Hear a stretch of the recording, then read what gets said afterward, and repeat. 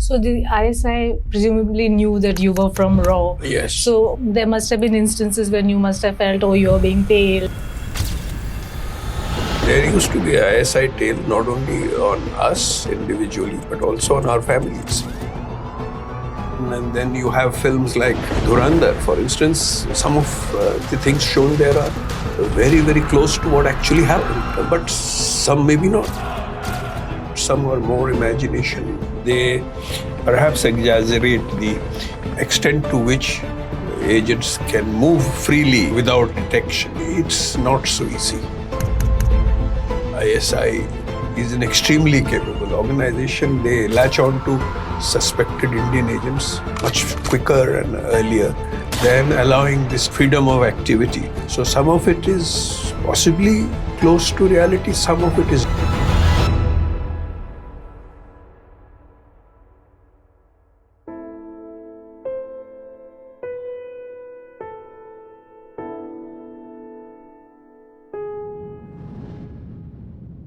Hello, namaste, and welcome to the Rediff Podcast. Our special guest today is Mr. Rana Banerji, who worked on the Pakistan desk at RAW, India's external intelligence agency, for over 20 years, and headed it a few years before he retired. Mr. Banerji, thank you so much. It is such a pleasure to have you in the Rediff studio and really an honor for me to be sitting beside you. Oh, thank you very much. And it is an honor also for me because I have been writing for the Rediff for very long. So certainly it's a privilege to be in this podcast. I want to thank you and for all the faceless people who work in RAW, in this organization, for all the work that you've done for our country. Thank you so much. Well, nice of you to say that. Thank you. So, Mr. Banerji, you were an IAS officer. What made you join RAW? Oh, it was one of those things which happened. Initially, in the civil service establishment itself, there was a reluctance to send me to this organization. But when I reported to the personnel department, a very senior officer who was very well known also in Maharashtra, Mr. P.R. Dubashi, who was establishment officer, he indicated to me that it was desired as a government policy to have a multifaceted approach in this organization. So it should not be merely a police setup. So unless people from other services, administrative services, went and learned the work at the lower levels within the organization, so there was no use just to have somebody coming from outside, from a different setup. So it was better that I went there and learned the work, and that is how it happened. And I stayed on ever since because the work was very interesting, very professional. And it so happened. We see so much of, we only see RAW in the movies and OTT. So what is an average day of a person who works at RAW? What is your day in the office like? It's very different. It is nameless and faceless, as you put it. And then it is like searching grains in the sand. You have to put your head down and work and learn about the area that you have been assigned. And every little small thing that happens there, you have to study and assess. And then you pick up experience after also having opportunity perhaps to stay in the area of your expertise, which happened with me. And I'm grateful that I learned about the work that I did for the rest of my career. So your area of expertise was Pakistan. So for a person who works at RAW, when you were first told that you have to go to Pakistan, you must have been real young at that time. How did you take that news, and what was your experience and impressions when you actually landed in Pakistan? Oh, it was a very thrilling experience. As you mentioned, initially when you get the information, it's a surprise, and there is an element of trepidation also in the family, but since you are doing public service and you join a government organization of this nature, then you just take it in the stride and you go ahead. It was a tremendous experience, difficult at times, but with the grace of Allah, one survived and one learned also work. So what was Pakistan like when you went? The city. Were you in Islamabad, or where you traveled? Yes. Well, one doesn't get to travel too much except with permission, but people are quite much the same. There's not much difference in the societal culture, except the religion aspect of it. Otherwise, many traits are similar. The social habits are similar. The way of we eat and drink almost are similar, but they have a greater complement of non-vegetarian food, perhaps. Otherwise, it was quite a great experience. Only thing was that it was with the security agencies in that country. They do not allow a very free mixing with the common people of your social level. So that was sometimes an obstacle. But otherwise, whatever opportunities occurred, people were very civil, very cultured, and quite nice. So the ISI presumably knew that you were from RAW. Yes. So were there must have been instances when you must have felt, you're being tailed. And, of course. That is one. Did you have any close shaves? Oh, yes, indeed, many. Some can be talked about, some can't be. So there used to be a ISI tail not only on us individually, but also on our families.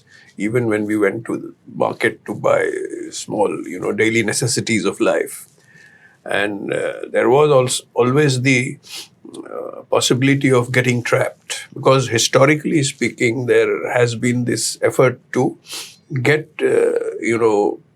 diplomats, particularly those assigned for this type of work, to be caught in the act. And it happens in both countries. So there are safe legations. There are safe areas like the diplomat's house or the diplomat's office where access is denied. So outside of these perimeters, there is an effort to implicate the person in doing something that he is not supposed to do. So the training which we get also teaches us not to get into such traps. So one had to be very careful about this all along when one was in Pakistan. So was there any close shape, or like you said that there are some things that you can talk about and something. Is there anything you can share? Oh, definitely, yes. Happened? One occasion which comes to mind is I was deployed to cover a human rights group meeting in Lahore from Islamabad. This was towards the end of my tenure. And I had to go and meet some very eminent Pakistani personalities like Mr. I.A. Rahman or Ms. Asma Jahangir. Both are no more. But they had respectively done great work. Asma Jahangir was a lawyer. She was the daughter of a very well-known feudal, but she had devoted her life and work for the oppressed and downtrodden and in the media, against repression in the media. And so was Mr. I.A. Rahman. He was editor of the Pakistan Times, and when Zia's martial law was imposed, he submitted the blank paper of the Pakistan Times for 3 days. He had also been imprisoned. His father was a Gandhian. In fact, he was from Bulandshahr, and Abdur Rahman, Ibn Abdur Rahman. So he told me the story of his father when partition came, and Mahatma Gandhi spoke to his father and asked him not to go, or at a later stage advised him that he should perhaps go, the way the things were turning out at that stage. So he said, I am from that lineage and background. But coming back to my own scrap, when I was there for this meeting and I was to collect some documents which my High Commissioner, late Ambassador Dikshit, had asked me to get. So Mr. Rahman and Ms. Jahangir, they took me out for lunch to a restaurant, and the ISI man was sitting on the next table. And it so happened, perhaps I was nervous, so then I hit my glass of water, which fell onto the table a little bit. So I was clumsy. I am very clumsy by habit.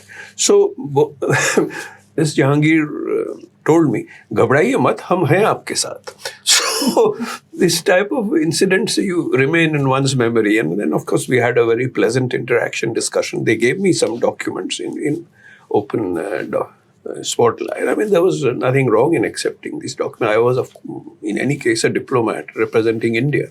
So I was able to get this documentation over to my High Commission. So these are some of the memories one has. Quite pleasant. Again, I became very good friends with Mr. Rahman. Another journalist, late Mr. Aziz Siddiqui. So they would sometimes meet me in Lahore when we were there on some work, embassy work, High Commission work. And had occasion to be invited by them once to a Pakistani marriage social event, which was very similar to what happens in northern India in our own marriages. So it was an experience to see at close hand. Of course, the ISI inspectors would be there watching. But there were some norms. They would not step beyond that line. And then one would be able to come back safely to wherever one was staying in a hotel, and then back to the High Commission. Later on, there were events where there was transgression of these limits. My successor, for instance, unfortunately, was a very brilliant officer. He was kidnapped and beaten up, and he had a very unpleasant experience. It could have happened to me, but it didn't. So these are things that are destined. So there is a mix of the good and the bad. And apart from Pakistan, sir, where else in different parts of the world had you worked in as part of RAW?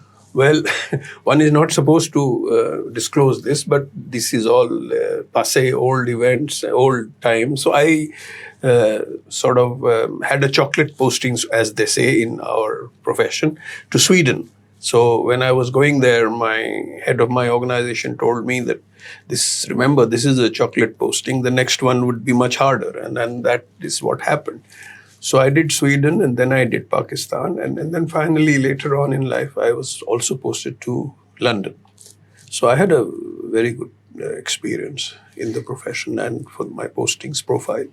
I can't complain. Yeah. So, sir, from your learnings from your overseas postings, what stations would you say really helped you to grow, evolve as an officer? Yes. Actually, the bread and butter stations are the neighboring countries. So that is where the real, the cut and thrust of intelligence work happens.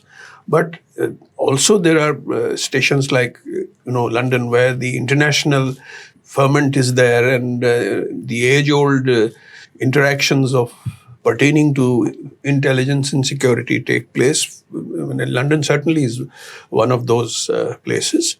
Similarly, other world capitals are important. Beijing, for Beijing, is very important for China experience. Similarly, if you have international exposure in a place like Washington, it is important. So it's a mix of, the better stations and the more difficult ones. But overall, in the life and professional experience of an intelligence officer, the neighboring countries' exposure is far more important and necessary. So before you went to Pakistan for your posting, you must have had to really work, study, research. What are some of the things that, I'm sure there must be language and a lot of reading. And so how do officers prepare? Yes, it's a very interesting question and an important question that you have asked. It's very necessary to have experience on the desk, and there you have to study everything about the country that you're supposed to be going to. So that includes history, a smattering of knowledge about its economy, about the military infrastructure that is available there that exists. Everything that can be relevant to your requirements, you should be having some exposure, some study, some knowledge about it. And then, of course, you learn and pick up on the job how the people behave, or how their society reacts, how it is different from our society's reactions. So these can only be acquired on the job when you are already there. So it's a mix of what you study and then what you gain as experience on the field. And so, in your long years at RAW, when you look back on your career, what are some of the highlights, some of the moments that are really close to your heart and have remained with you? Well, there must have been so many, but if there are some. As I said, not all of which can be talked about. One, of course, which is. Let me interrupt. Maybe I'll rephrase this. When we go through the landmarks that have happened in our country, that the nuclear tests, Operation Parakram, Kargil, 26/11. Maybe during those moments, for officers like you, you have enhanced responsibility at that time. So, how do you deal with this? How were those moments for you? Oh, those moments were absolutely tremendous. And for Kargil, for instance, I mean, we were the first at the level of the cutting edge to be able to get hold of this conversation between General Musharraf and his Chief of General Staff, General Aziz, when Musharraf was visiting China. And they were talking about what had happened in Kargil. And this is something that we got first. And then a conscious decision was taken by the leaders in our government, political leaders, Prime Minister, the External Affairs Minister, to share this with the world, to show the complicity of the Pakistan top level of leadership in this operation, which they claimed was allegedly a freedom-inspired, occupation of their own. It was a Pakistan army regulars who were there in the garb of so-called non-regulars. And this was an admission between the top military leader of Pakistan and his staff officer while they were talking. And it was very, very interesting. And we were the first to get this. So that is an absolutely thrilling experience when one is able to assess that and report it for the government. It was also a very interesting phenomenon of when it became known that the Indians have got this. So just before that, General Musharraf questions the Pakistani defense attaché in China that how dare the Chinese, listen to us while we are chatting from the hotel. So ask the Chinese why they do this to us. They are such trusted friends. So they never thought that we could have got it independent of the Chinese. So this was a very interesting, tidbit, which again we were able to apprise to our top political leadership, the Prime Minister. And he was quite amused to see this. I mean, So these are one of a few things which remain with you, and you don't often get a chance to talk much about it. Yeah, and then they have such lasting impact on the country. Things that is took shape. Of course, things are much more different now. It's much more open, and then you have films like Dhurandhar, for instance. Some of the things shown there are very, very close to what actually happened. But some maybe not. Some are more imagination or what is more in the nature of romantic adventure than reality. It's very difficult, but some could have happened. And at least the position of Karachi that they have depicted in the film at that time was quite close to reality. So what are some of the close to reality bits in movies like in Dhurandhar? Yeah, the intense rivalry between the groups, the factional overlords in the inner sanctums of the Sindhi-dominated areas or the Muhajir-dominated areas, the Baluch-dominated areas of Liari is very close to reality. In fact, even foreign journalists from the West have studied and written in quite much depth about these types of developments, and all credit goes to the filmmakers to have studied this and remained as close to reality as possible while making a very, very interesting film. In Pakistan, RAW still has a thriving larger than life image, shall we say. Yes.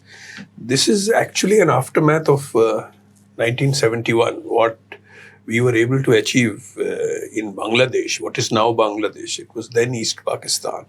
So the secession or the separation of the country, the independence of Bangladesh, in that the R&AW had been able to make a signal contribution. So after that, this image grew about the capabilities of the organization. That 71 was certainly one of our finest hours, shall we say. Of course, I joined later the organization, but I have studied about what happened at that time. In fact, my early years in the organization were on the Bangladesh desk. So I was able to study in considerable depth some of the work done by our stalwarts like Mr. R&AW, for instance, who was our chief, and one of our very fine officers there, late Mr. P.N. Banerji, who was based in Calcutta. He was originally from the Intelligence Bureau, but after R&AW was formed, he worked from there and was closely involved in the operations which ultimately led to the emergence of Bangladesh. So, like I said, for people like us, what we see RAW, we see it in the movies. So when they show us depictions of RAW agents working in Pakistan and elsewhere, are they sort of close to reality? Not really. You see, recent shows that I have seen, they perhaps exaggerate the extent to which agents can move freely, our agents, without detection. It's not so easy. And the ISI is an extremely capable organization. They latch on to suspected Indian agents much quicker and earlier than allowing this type of freedom of activity. Of course, deep penetration is an art. It can be done, and it has been done. So some of it is possibly close to reality, some of it is not.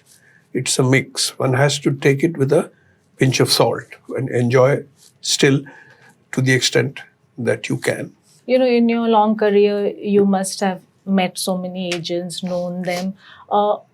Could you tell us a little about these mysterious RAW agents who are so courageous yet so selfless, because they go to do what they do knowing that they will not get any recognition or official honor? So could you share something about these people? I'm afraid I do not have too much of personal experience of coming across this type of agent, or somebody from India who would have gone in deep throat penetration. So in fact, it is a requirement also on a need to know basis that if you are posted on a post which the ISI knows is the RAW post undercover in the High Commission, then such a person is unlikely to be allowed to have any interaction with a deep throat penetrating agent who's already embedded there. There would be other mechanisms of communication which would leave one out of this circle. But yes, when you are back in headquarters, it is possible to have feedback from the inputs that such agents bring or send, or even you can meet them. But these are things one cannot talk about. The raw years, I mean, like I asked you that what is a day in your office like when you're at the Pakistan desk. So every day must be a fresh challenge. So what was it like? Oh, it was very professional, and it was, you're concerned with your own work, and there is not much of, one of the things that is something which is worth recommending to a person of a temperament of this type. There is not much of interaction with politicians about, normal bread and butter issues or some unreasonable political requests that normally an Indian civil servant or a bureaucrat may have to cope with at different stages of his career, and get buffeted along. If you are not doing something which a politician wants, you get transferred from a job to the other. So this type of thing you are insured from in an organization's work like that of the R&AW. You don't have this type of interaction at level when you are a middle or a junior level officer, except perhaps at the very, very senior level. And then you are interacting only with the senior most and the top level politicians who have a lot of responsibility for India's security. So at that level, you don't come across these type of unreasonable requests, because security of the country is important and dear to everybody, even a politician at that level. And so in your years of working there, who were the chiefs, the officers that you admired or left lasting impressions on you? Oh, there was certainly quite a number. Two I can remember greatly. One was the late Mr. B. Raman, who specialized in Pakistan intelligence work for a very long time. And on the other front, Eastern Front, there was another very famous officer, late Mr. B.B. Nundi. He was a specialist on Bangladesh matters, and he had tremendous knowledge. Both these officials were real stalwarts in our organization. I had privilege of working under them both for fairly long periods of time, and even outside interaction. After, I remember when I was in the Calcutta setup overseeing the Bangladesh desk at that time, Mr. Nandi had retired, and whatever the initiatives were there or developments were happening, he would know very quickly about what was happening, even without any interaction with you who were at the grassroots actually dealing with these things. He would know about these things. So it was a remarkable experience, even to know that he is there overlooking from your shoulder. I mean, he knows everything that is happening. Similarly, it was with Mr. B. Raman. Long after he retired, he knew much more than many serving officers who were dealing with or handling Pakistan desk, and his knowledge was formidable. So it happens. So, sir, you know Pakistan so well, and you have studied Pakistan, worked there, and have over decades. So, these recent reports that have come of track 2 conversations between retired Indian and Pakistani officials, and also further added by what the RSS General Secretary said about opening dialogue. But at the same time, the army chief said that Pakistan, about geography and history, should know its place. What do you make of these statements? See, I have quite firm views in this regard. I have myself interacted in the Track 2 circuit. The utility of Track 2 contacts is there, but it is limited. It depends on what sort of sanction is there behind the Track 2 operations. If it is a group that is authorized by the establishment in power in that country, and if the other side also has a similar group, so they can meet and they can report back to the authorities on either side about the type of feelings that are there in circles close to officialdom. If that is not so, and usually what happens is that on the Track 2 side, from the Indian side particularly, there are a lot of freelancers who are also getting onto this bandwagon, so to speak, without possibly a close authorization from those that are in power. So the feedback from such elements is of limited nature. Whereas from a country like Pakistan, what happens is, particularly if there are some retired generals who are there in this same type of Track 2 circuit, they would be possibly having a closer interaction with those who are in power immediately when they go back. So there is a difference. But there are also Track 1.5 dialogues when they are done through one-to-one contacts, like for instance, the one between the Tariq Aziz Satinder Lamba talks that happened on the Kashmir issue. There, the possibility of progress is much greater. So this is a difference. But as regards Mr. Hosable's recent remarks, there are again two views about it. One view, which is the more prevalent view in India, is that this has happened before and it doesn't get us anywhere because the Pakistanis will never give up the non-state actors, support for terrorism inside India, parts of J&K and elsewhere. So it is of no use indulging in these type of contacts. So this view prevails and it certainly has a certain value. On the other hand, it is also true that if we are not at all making any sort of engagement with the other side, we are shutting ourselves up. We can't wish away the geography of a hostile neighbor. Then there is the other aspect of, military leaders making these type of remarks while in office. I am against this. This should not be done. The army leadership should remain confined to its professional work, and they should refrain from these type of remarks because there are repositories immediately from the other side which only are equally virulent in nature, and they spoil the relationship further without, helping in the overall national objectives on either side. That is my view. In terms of opening some sort of dialogue between India and Pakistan, do you think it would be India would be willing to do something like this when the wounds of Pahalgam have not yet healed? And as a matter of fact, even Operation Sindoor hasn't been officially ended. Well, again, there are pros and cons of a response. Immediately after any such incident, it is normal that there will be great resentment and anger and, about the continuation of these type of actions.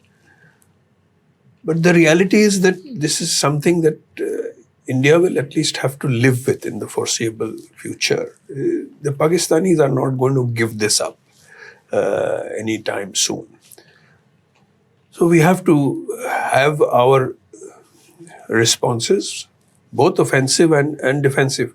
But again, one has to very carefully weigh this option of an offensive riposte, which remains subterranean below the, both powers being, nuclear and having nuclear capability.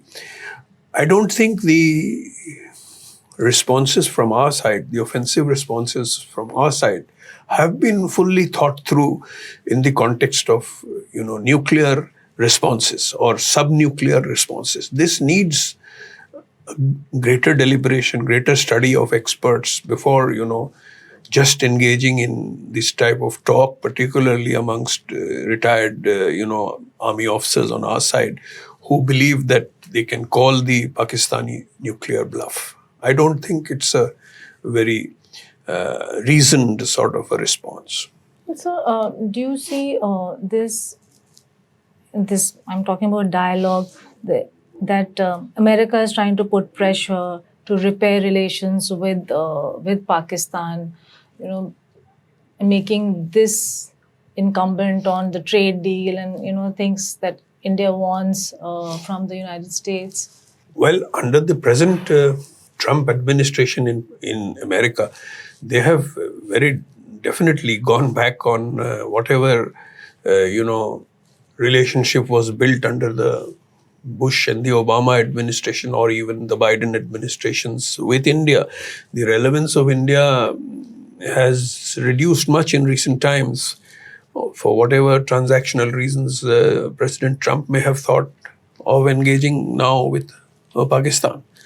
Also, we must acknowledge that Pakistan leadership has been very nimble-footed in the way it has responded to the new geopolitical situation that has developed in the US-Iran war confrontation, where Pakistan has taken the opportunity of presenting itself as a responsible mediator in the region. And they have succeeded in this endeavor to some extent. They have not yet been able to achieve peace, but being a messenger for peace proposals from either side being conveyed through Pakistan, it has certainly improved Pakistan's image in the international geopolitical world as a responsible regional mediator, which you have to acknowledge.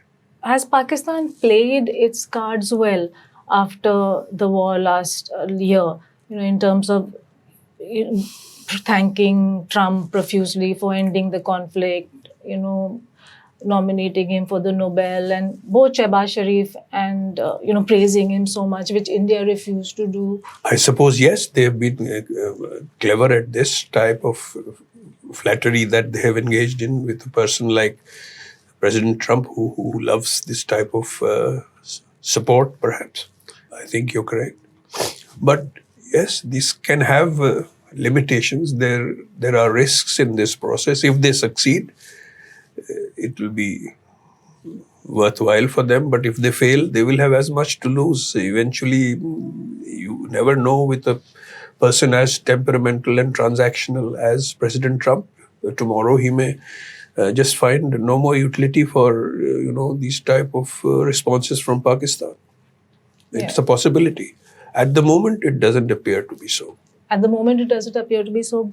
But sir, and if the mediation with Iran, doesn't work out, so do you think, like you said, Trump knowing how he is, Pakistan could come tumbling down in terms of? Yeah, Trump could dump, Pakistan tomorrow.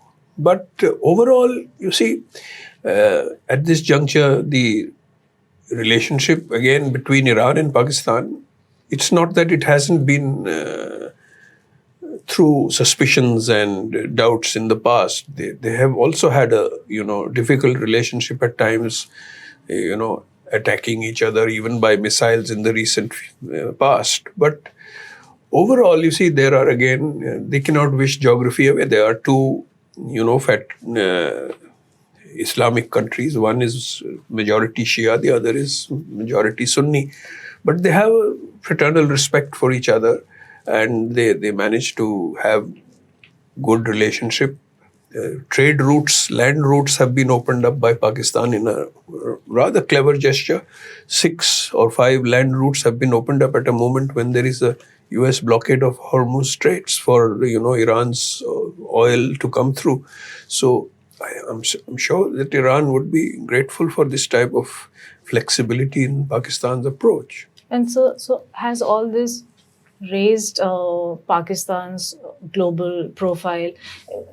Essentially, after Op Sindoor, they got the defense pact with Saudi Arabia also, and now Trump wanted them to mediate this Iran thing. And also, Trump has also called him his favorite general, etc. Favorite field marshal. Yeah, field marshal. So has all that enhanced their profile, Pakistan's profile? Oh, certainly it has. So they have, as I said, the Pakistani Foreign Office has always been very nimble-footed in taking advantages of the global situation. And this time it is the general or the field marshal who is himself at the forefront of, these foreign policy initiatives that have been taken by Pakistan.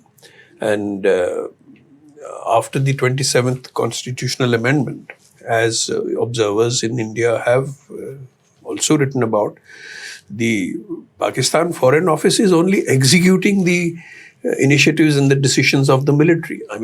Earlier, the army has always been important and been decisive in areas of their security interest, particularly those that relate to India, relations with India, their nuclear policy, and also the relationship with America.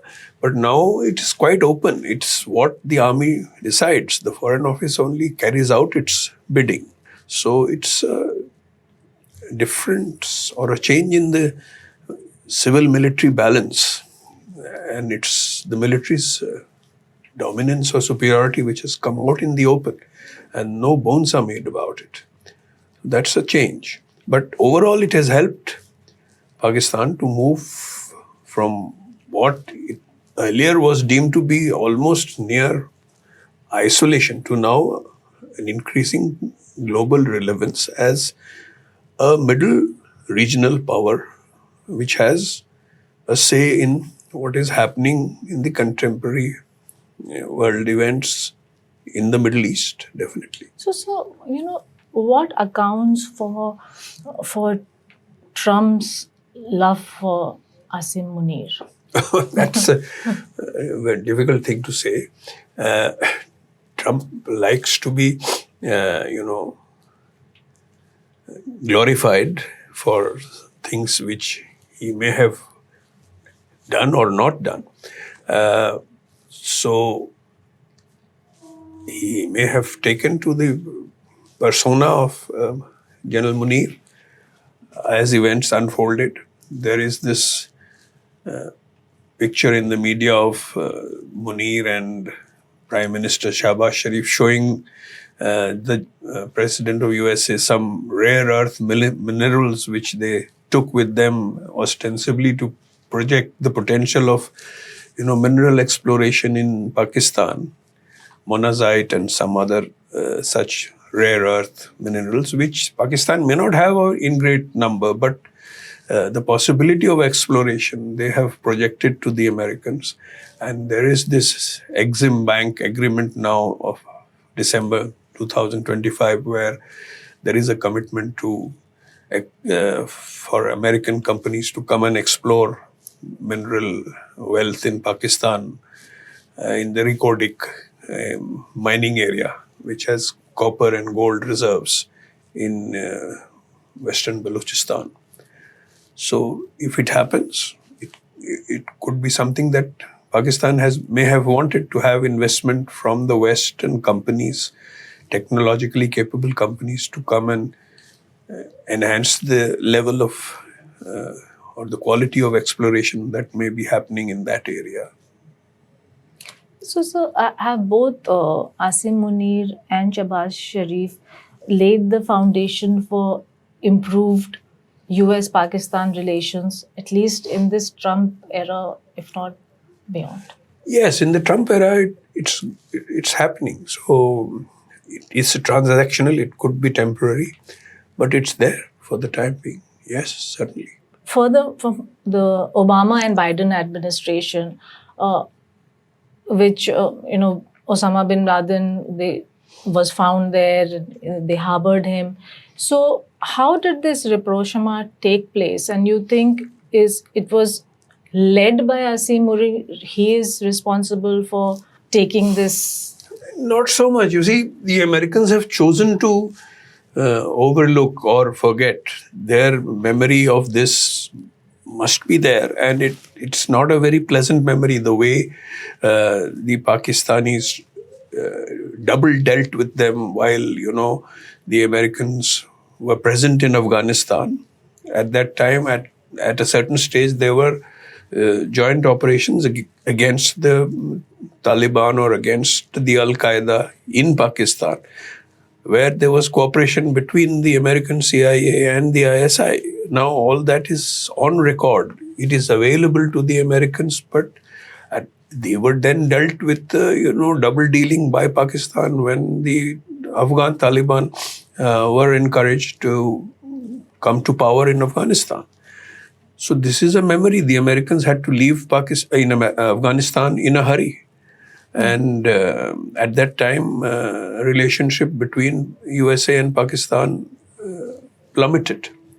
So this is something that is a memory that the Americans at the moment have chosen to forget or chosen to turn a Nelson's blind eye to. They could be reminded about it, or they may themselves get to know about it when there is evidence of further Pakistani double dealing. For instance, recently, when this report of the drop site came to light about the possibility of, the satellite record of an Iranian C-130 being in a hangar in the Noor Khan Air Base in Chaklala. So the American Republican senator, who's very influential, Lindsey Graham, he's supposed to have said that this raises questions about, what is Pakistan's role in this mediation process. So this type of suspicion or double dealing of Pakistan is on record. It could happen again. The Americans have to be reminded that they could be subject to this type of double dealing again tomorrow. But if they chosen to forget what had happened with them, it's their problem. It's their issue. And sir, you have observed Asim Munir for so many years. What is he like? What kind of a man is he?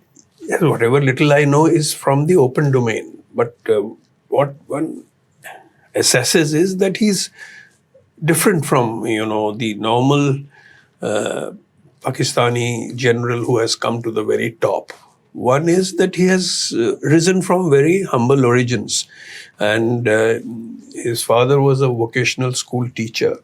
And initially he had served also as a cleric in a madrasa. And Asim Munir and his brothers rose also from similar background. They studied initially in a madrasa school. Then they joined his father's school and came up the hard way. He joined the army through the officers training scheme. Then, of course, as normally happens, when a person joins the army, he acquires a certain vertical social mobility and economic, betterment faster than the rest of the aspiring lower middle class does in Pakistan.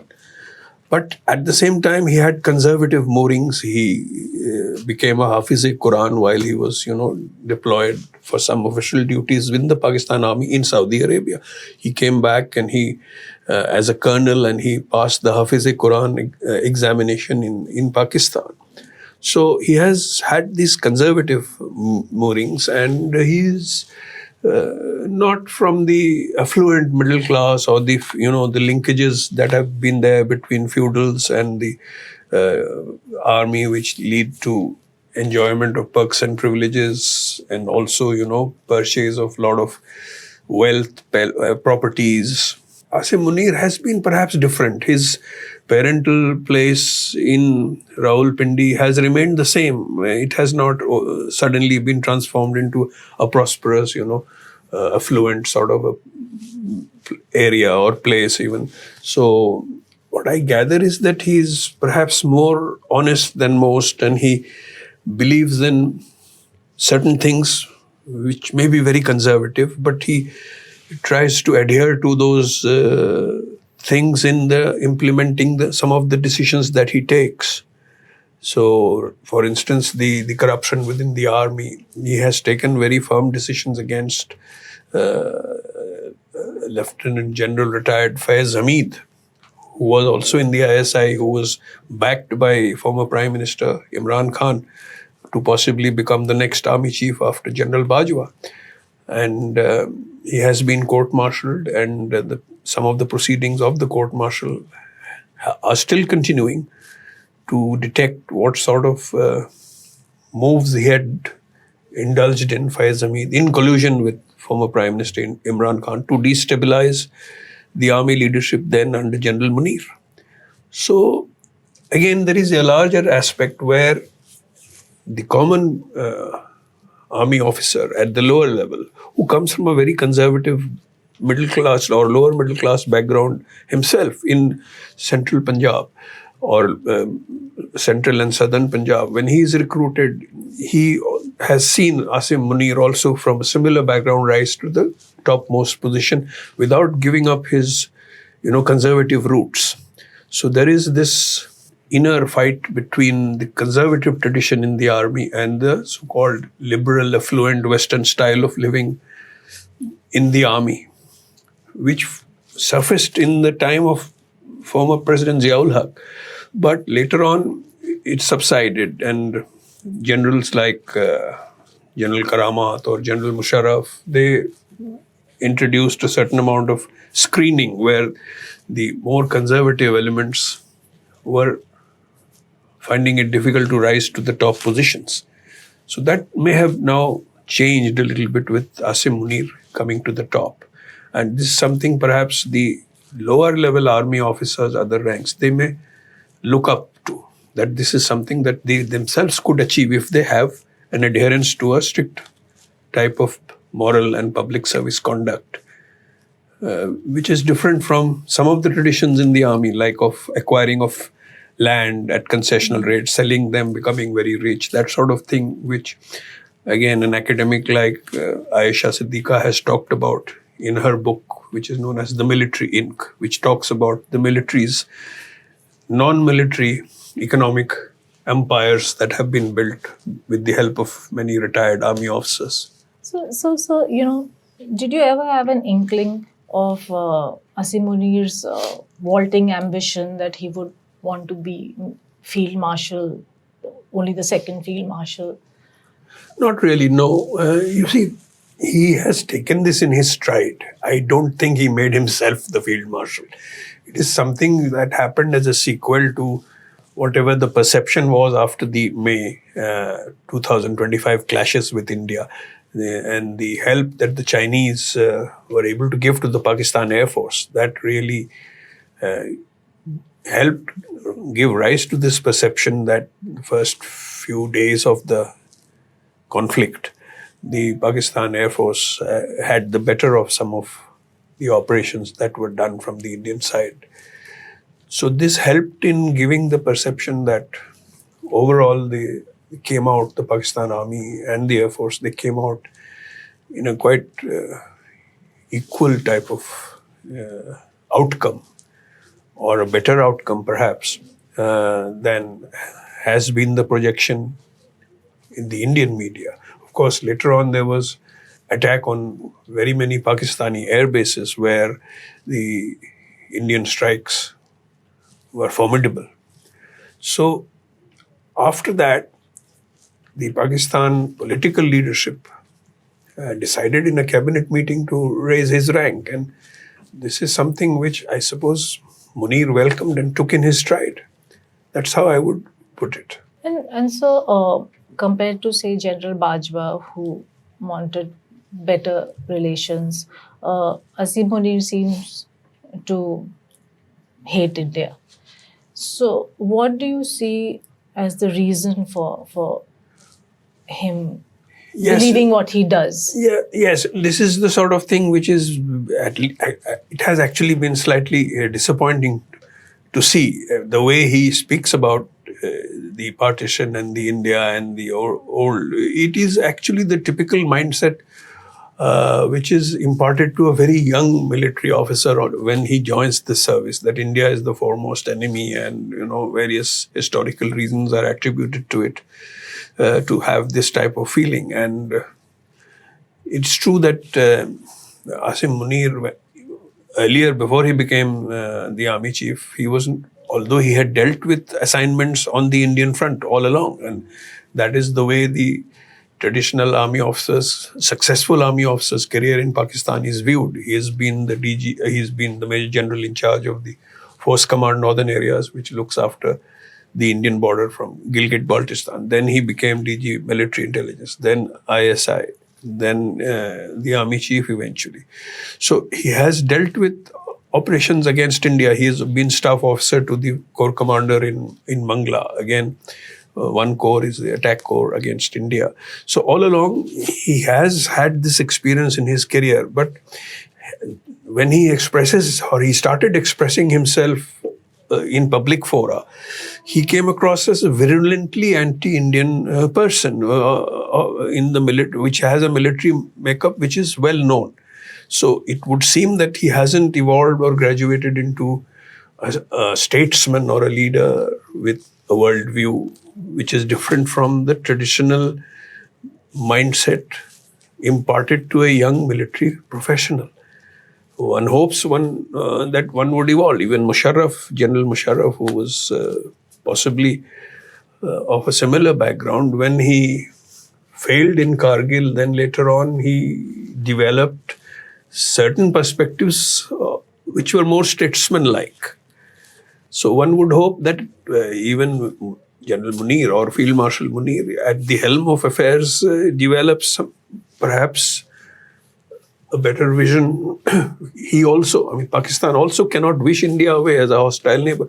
So when he talks about, the Pakistan economy likened to a bullock cart hitting a Mercedes, the Indian Mercedes, and the damage to the Mercedes is there, he talks about this. It only flags a sort of narrow-minded, limited perspective or vision about Indo-Pak relations, which is a sad thing, perhaps. How long do you think he would be the power center in Pakistan? Oh, this is very difficult to say. There are cycles, and for the time being, of course, he's there till 2030. But it could be even longer, it could be shorter. There are, cycles in the history of this type of relationship where a Pakistani military officer at the helm has supreme power or complete power. But the civilians aspiring for a more democratic dispensation, they are not wished away. They are still there. So there have been, examples or in Pakistan's history of a 9 or an 11-year syndrome where the army's superiority starts getting disliked by the people. And then you also have the situation where a mass-based populist leader like Imran Khan still remains in jail, although Imran's halo is much exaggerated. Many of the things that he talks about have been, populist positions. In his personal life, he has been quite much of a hypocrite and a megalomaniac for some of the work that he has done. He has been found out, and the army has catalogued all his, misdeeds. And basically, he is in prison today because he abused senior army officers in such a manner in open public fora. So he crossed certain red lines for which he is paying a price. At the same time, he remains popular with the masses, with the middle class aspirant youth, for whatever reasons, his charisma in cricket or his charisma in building a cancer hospital, all these may have contributed. So he is there, and once he is released or when there is a cycle which runs its course, he may again come back to power. So there is this insecurity which continues to worry Asim Munir. Under the 27th Amendment, he has sought lifetime immunity for a, army chief or a retired army chief. That is unusual. It's never happened before. So I believe that there will be a cycle of history which will reassert, and one can't accurately predict when the downfall could come. So, sir, how did Asim Munir escape being removed from service when Imran Khan was in power? Removed from service? No, he didn't really face that eventuality. He was removed from the position of the ISI chief, and that was for the only reason that Imran felt that he was interfering too much into the personal misdemeanors of his wife and her relatives or her contacts in certain actions of a political nature, which many political leaders in the past may have indulged in. So he felt that as an army officer, head of an intelligence organization, he was exceeding his brief. That is all that could be held against Asim Munir. There is today the talk also of that when he went to Iran, he took positions which were different from that of the Pakistani government, but there is no concrete evidence in this regard. So when Imran complained to the army chief gave him an equivalent level assignment as a corps commander, maybe not to most important corps, but he was sent to Gujranwala, a defensive corps, and he remained there till he became quartermaster general later. So he hasn't been discredited through any personal charges of corruption or anything like that against him. So there was no question of his being dismissed from service. So, sir, there is no rival to Asim Munir. I mean, his rival is in prison. Well, yes, in a sense, that is true. But you can never say, although there has never been in Pakistan history, a revolt from within in the Pakistan military, there may be resentments against a prolonged tenure of this nature as the army chief. For instance, or as the chief of defense staff, the defense services, as it is now called, CDS. After having done away with the post of the chairman, Joint Chiefs of Staff, which is a 4-star general's post, Asim Munir has not filled up this post. He's only 5-star general that he's there. There is no 4-star general at the moment. There are 2 posts, or 1 post certainly, which could be given to somebody from within the army. Has to be promoted from lieutenant general to full general. He hasn't done it. He's waiting for the entire batch of the 80th PMA long course, Pakistan Military Academy, Kakul long course, the lieutenant general, the senior most lieutenant generals, to phase out. They will retire after 4 years as lieutenant generals in November. So till November, it seems now he's not going to promote anybody. Similarly, the DG ISI, he's already done more than 4 years as Lieutenant General. Muhammad Asim Malik, who's his most, one of his most favored lieutenants. So he's continuing as DG ISI, although technically he should have retired. He's still serving. He's also the National Security Advisor. So there may be resentments within which are kept under control. They are not openly voiced. So all in the army or retired people from the army may not be entirely happy with some of the things Asim Munir stands for. For example, his overall perspective on honesty within the services, or the acquisition of wealth by retired generals. Some of the things he may not be liking and he may be standing against. These are some of the things which may be worrisome to those in the army who are used to this life of pelf and property acquisition and all that. So these are some of the intangible things which could take a turn for the worse in the context of Munir's present position of complete dominance. You can never say. Is there any hope for Imran Khan's release as long as Asim Munir is there? Short reply is no. But then again, there are reports that they are looking for a via media. They are trying to persuade Imran to give up his unrelenting hostility or position and take some sort of a compromise way out. But it is not likely to happen as long as Asim Munir is the army chief or the field marshal at the moment. Unlikely. The courts are not able to take an independent view of some of the cases. And again, the independence of the Pakistan higher judiciary has been severely curtailed by the 2 amendments that have been brought, the 26th and the 27th amendments. What about a popular people's upsurge, or is that also not a possibility after the army has reclaimed its position after operations in the last war? Well, that's unlikely to happen unless there is the complete collapse of the Pakistan economy. The Pakistan economy is not doing well at all, but at the same time, it is being propped up by, foreign aid, loans, both from the Chinese and from the Middle Eastern powers, Saudi Arabia, and the overall benevolence of America in international financial institutions. So this is bailing out Pakistan in a cycle of dependence is there on these type of loans. The IMF is giving loans. Pakistan is paying back. The economy is in a very bad position. So if there is further rapid collapse of the Pakistan economy, then there may be this possibility, but it's unlikely to happen. The people in Pakistan have not shown proclivity to go for concerted movements onto the streets against those who are in power.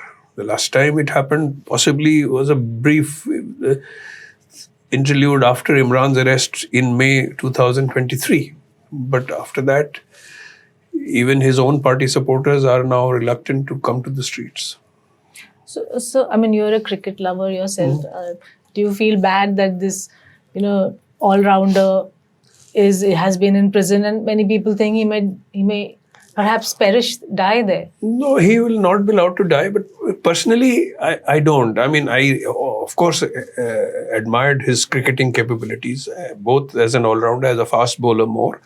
In his heyday, the way he got the better of Indian stalwarts like Gavaskar, Vishwanath, Vingsar. Only Amarnath possibly countered him effectively, Mohinder Amarnath. But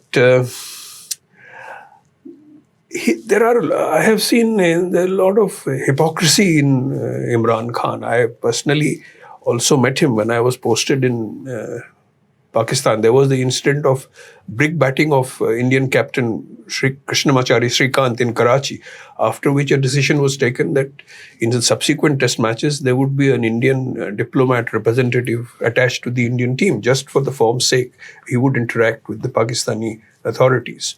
So there was in Islamabad, I was deputed to Islamabad for the second test. And Sachin Tendulkar made his debut there. And there was this dinner in the commissioner's residence in the evening after two days of play in the Faisalabad test. And Imran Khan was sitting there. He was a very hearty eater, so he was surrounded by admirers. And Pakistan were, I think, 243 for 3 or 3-4, in a very strong position against India. So I managed to get close to him and I asked him, sir, are you satisfied with Pakistan's position in the cricket terms? So he said, I am never satisfied. So I withdrew from him. That is his mental makeup. You see, he's so full of himself. So I didn't like him too much. This is my personal view. And it was further solidified when I saw him observe as Prime Minister. He was no great shakes. He was a big hypocrite, a big megalomaniac. And he's suffering from what he has himself brought on by attempting to, castigate the senior army leadership without having an adequate understanding of Pakistan's history. I mean, other leaders, Nawaz Sharif has suffered even more perhaps, but he has learnt his lessons and he has modified his approach in dealing with the army. Imran hasn't so far.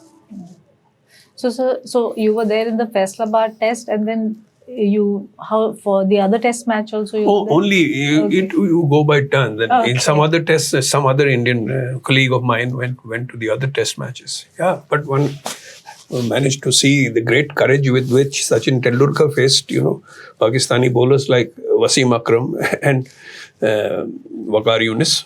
That was, again, a memory which I will cherish. Coming back to Asim Munir, he's the person calling the shots.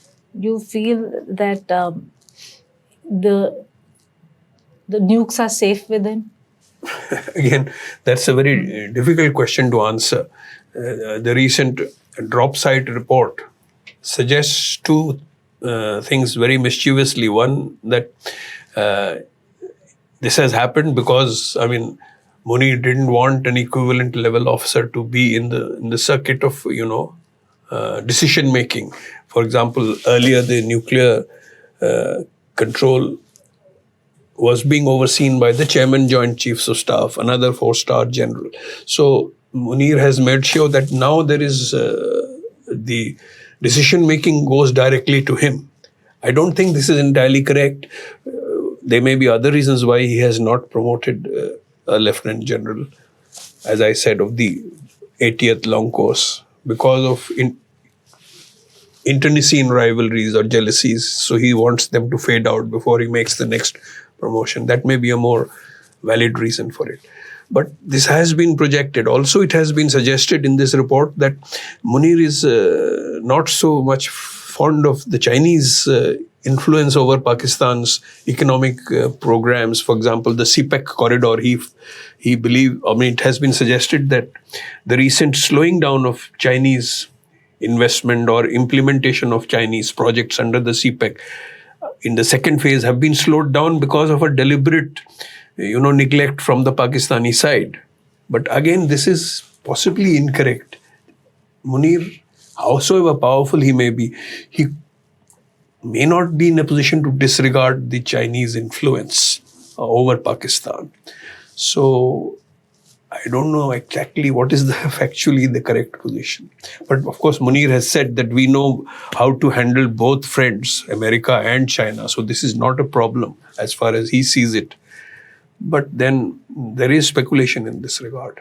Now that China has also turned down a recent request which Pakistan believed to have made about getting the nuclear-capable naval surface-to-surface missile project help, which they sought from China. China has said we cannot give it at this moment, which is a new thing, perhaps denial of requests in this regard. So, sir, one final question. What do retired RAW officers do? And do you miss your RAW days? No, I don't miss them at all. But my effort has been to remain involved in something that I have done all my life as a sort of passion or an interest to keep my knowledge intact. That's the only thing I do about Pakistan studies, which I believe keeps me going as an individual, just to find some time to keep myself busy. Otherwise, I don't miss my raw days at all. I'm quite happy to fade into oblivion, shall we say. Thank you so much, sir. And thank you once again for all that you've done for our country. Oh, thank you for putting it that way. I don't think I have done anything very special, but it's been a privilege to be associated with Rediff and to be here today in the podcast and for being able to interact with you for very well-informed questions and on the subject. Thank you very much. Thank you, sir.